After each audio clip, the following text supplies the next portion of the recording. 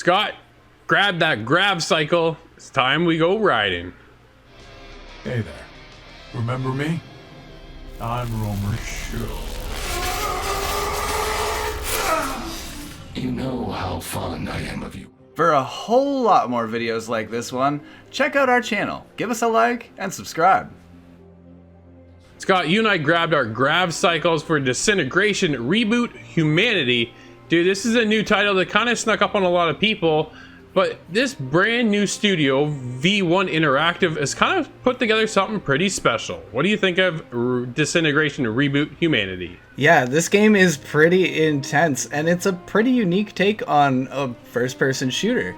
It has absolutely. RPG elements that's heavily advertised for this game, but when you see it work out with your squad from the perspective of a hover bike, it's a pretty interesting idea. Yeah, you know what, it really caught me off guard, this whole first-person perspective with a light mix of, like, I want to consider it to be like an XCOM feel where you control your squad to move out and about. You don't control them individually. Honestly, it would have been a nice feature if we could have been somehow integrated into that system. But we do control our entire group, send them out. They each have their own unique abilities, and then you gotta sit back and you watch at times, but then you can also be a part of the action as well. Basically what's going on, Scott, is that you've taken your brain and implemented it into robotic technology. You kind of fall out of the sky, out of this super jail sort of situation, and things take off from there. You're Romer, and you're some kind of like super racer kind of character, and you meet a lot of these other weird character types, and they become like this ragtag group of bandits with you. It's really cool, and each of the characters have their own flavor, and they each have their own abilities too. So when you're in combat, some of them have a concussion grenade, some of them have a slowing ability or a mortar extra weapon. That's your strategy to bring you through some of these really difficult scenarios that it puts you in. Although you're doing a lot of the commanding, you do have guns of your own. So you're either carrying like machine guns, miniguns, shotguns, a sniper, the list goes on. Each mission is a little bit different, and it ramps up in difficulty pretty quickly.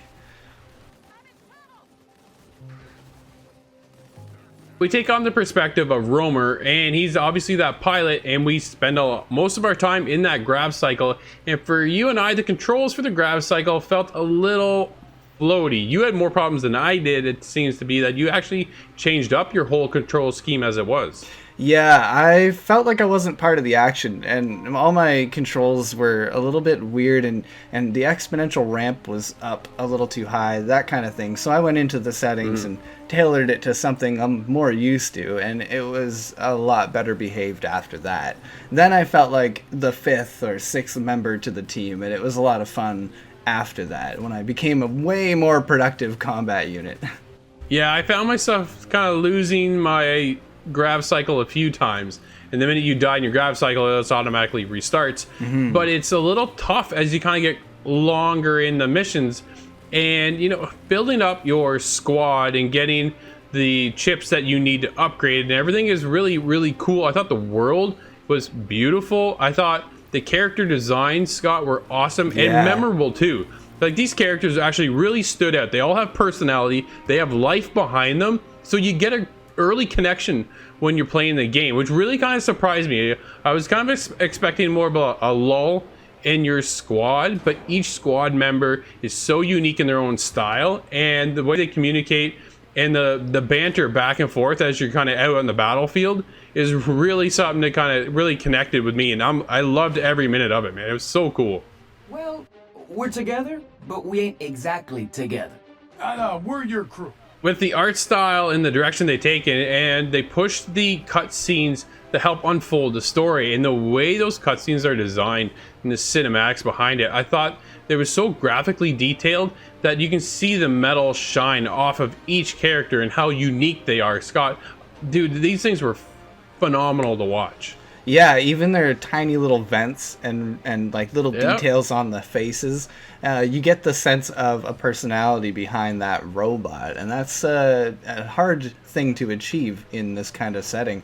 The cutscenes, I think, is where they put a lot of the effort in, though, because when it comes to the gameplay, there's a little bit of a fuzzy fog around the look of things, and I just noticed that. It's a small gripe, but it's still a jump down from the cutscenes. But there's also lacking in the audio department. That's one thing I have noticed. And when you're in between missions, you get these kind of areas where you can talk to characters and kind of flush things out more.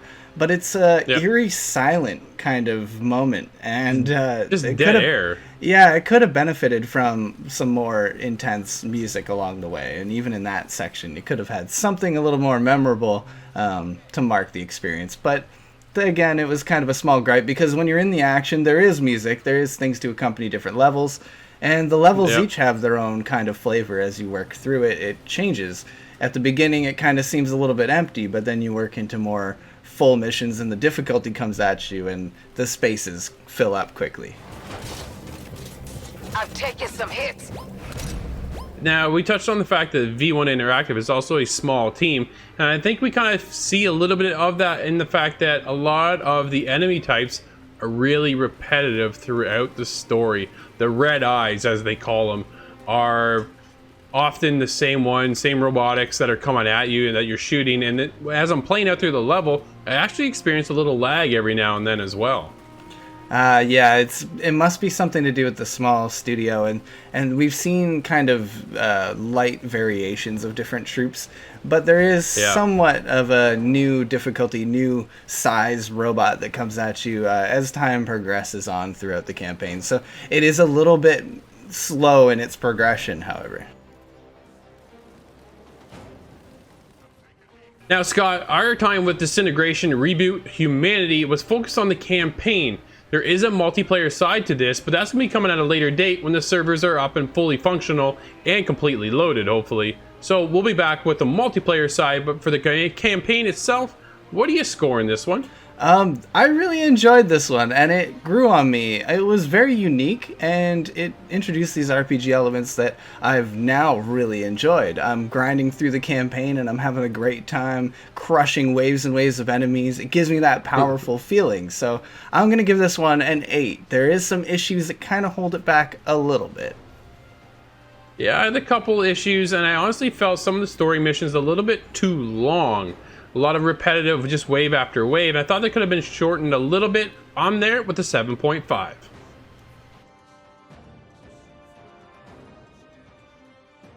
A great example of genre crossover, full of fast-paced combat and a surprisingly strong story.